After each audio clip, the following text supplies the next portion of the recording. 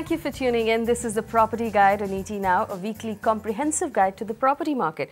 We've reviewed locations, developers and projects so you can make the right decision and buy the most profitable home when you go out to shop for real estate. Now, this show is brought to you by the same team that's been putting together Investors Guide for the last 4 years.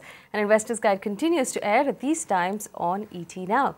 Remember, if you have any question about buying property, you can write to us. The email ID is at the bottom of your screen. On the show this week, if you're thinking it's time to trade in your current home for a larger one, we have all the advice you're going to need.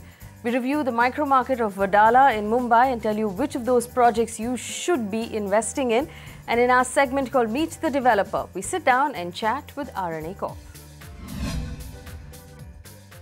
Let me do a quick round of introductions to all of our guests in the studio. Ravi Ahuja is the Executive Director at Cushman & Wakefield. Thank you for coming in. Om Ahuja, CEO of Residential Services at Jones Lang LaSalle. Jayashree Kurup joins us from our Delhi office, Head of Content and Research at magicbricks.com. Jayashree, it's a pleasure to have you on the show.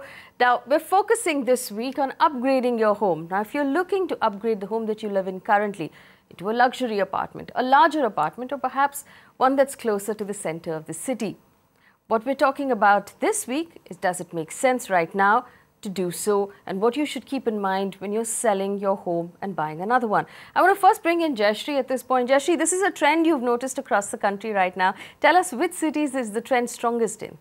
Faye, mostly in the smaller cities, we're finding that people who've been staying in older houses, smaller houses, have started looking for larger, modern apartments in the largely in the suburbs, because that's where the apartments are coming. These are the growth corridors where developers are creating new stock, and we see a lot of this happening. Cities such as Chandigarh, Nagpur, Ludhiana, even very small cities like Saharanpur, we're seeing the local demand for newer properties, and that is a self-generated demand from the city.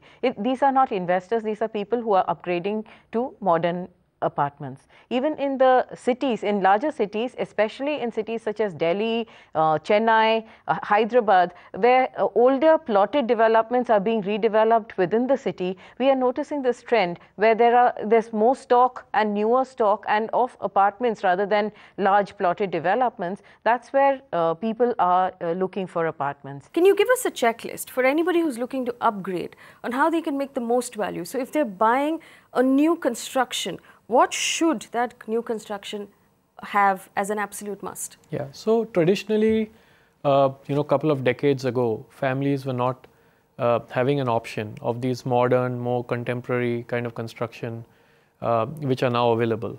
I think some of the normal, infrastructure which the developer wants to provide in terms of amenities is a swimming pool, which I don't know how many use it, because there are ladies at home, so people would probably want to use gyms. But otherwise, there is a party hall, there is a temple. Depending on the size of the development, you could also have some sports activities built in. So these are some of the facilities that developers are making available. Yeah. Well, Jayashree, when you look at the activity on the website right now and people looking for new apartments, what's your advice right now from your point of view for someone who's looking to upgrade an apartment or upgrade their home and looking for a buyer for the home that they have right now? What advice would you give someone who's watching? First of all, be very sure why you're what you're upgrading to. You must know what you're looking for. There may be some people who are looking for a lifestyle, in which case the swimming pool, the tennis court, the sports facilities, the gym, these make a lot of sense. Also look at what the developer has promised and take kind of take a checklist and check that all this is there. Whatever you're looking for should be there. Another thing is that when you're buying, because the markets are low, when you sell as well, you won't get the best price for your property. So if you have some amount of money, you want to take a loan, buy your house and sell another 6-8 months down the line when the markets are a little better, that probably would fetch you better value for your existing property. It is a good idea if you've already sold a property or you've found a good buyer for your property, then go ahead and negotiate on whatever you're looking for. Well, does that make sense? If I can afford to right now, I buy now, but only sell my existing home maybe 6-8 months down the line when the market's looking a little brighter? Is that something you'd advise? That's a very good idea. But one needs to look at a lot of other things which are just beyond basic amenities. I think there is a lot more important thing to look at is apartments which were made 10 years back, efficiency of the apartment in terms of carpet to saleable area. And in current scenario where the carpet to saleable area, again there's efficiency one needs to look at. So when you say efficiency, what do you mean? Efficiency is usable carpet. So somebody who's looking at, somebody who bought an apartment 10 years back, the loading was just 20-25%. Currently the loading goes up to 40 to 45% and some markets goes up to 50%. So one just needs to look at, just not looking at buying an apartment which is from 2-bedroom to 3-bedroom, he is upgrading himself. He is thinking I'm upgrading to 3-bedroom, but technically the carpet he may be getting is just 20% extra or 10% extra. For that 10% extra, is he paying for higher money or higher rate? So one needs to look at exactly what extra carpet space he or she is upgrading from 2 to 3 BHK. Is it good enough to make that such decision? Does it merit that entire process at all? What our panel of experts have also done is we've put together a list of properties in those smaller cities that Jayashree mentioned and a few in NCR and Chennai as well that makes sense right now. So if you're in the market and you're considering upgrading your home, take a look at this list. In Chandigarh, ATS villas being sold between 1.7 and 2.6 crore rupees. Maya Garden City between 21 lakhs and 1.6 crore rupees. In Coimbatore, Shobha Westill priced between 2.2 and 3.2 crore rupees. And the Malai Murunguli priced between 1.1 and 1.2 crore rupees. In Nagpur, Pyramid City has apartments priced between 26 lakh and 1.1 crore rupees. And in Nasik, Sri Ravi Enclave by Ravindra Developers priced between 60 lakh and 1 crore rupees. And Ekant by Patil Housing priced around 1.1 crore rupees. In fact, one of the things to keep in mind when you're selling one home and buying another one is what to do with the home loan. I brought in Adil Shetty. He is the CEO of bankbazaar.com. Adil, take us through the process of what one must do if you're going to move from one home to another. What happens to the home loan then? Now, the procedure in order for them to sell this property and then buy a new property essentially involves two separate new home loan applications. So the buyer for the property, right, is going to have to file a home loan application in order to buy this particular property.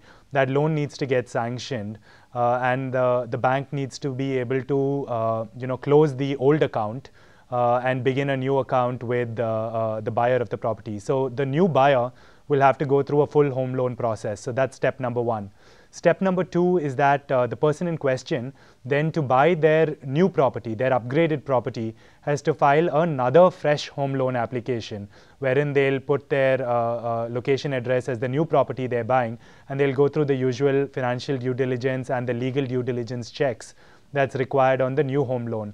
Right, Adil, what is your advice for someone who's making this move right now? Is it possible to negotiate a better deal with my bank if I've been paying all my EMIs on time? So I think that when one is looking to buy a new property, obviously the first good news is that they're going to hopefully have some amount for a down payment from their earlier property.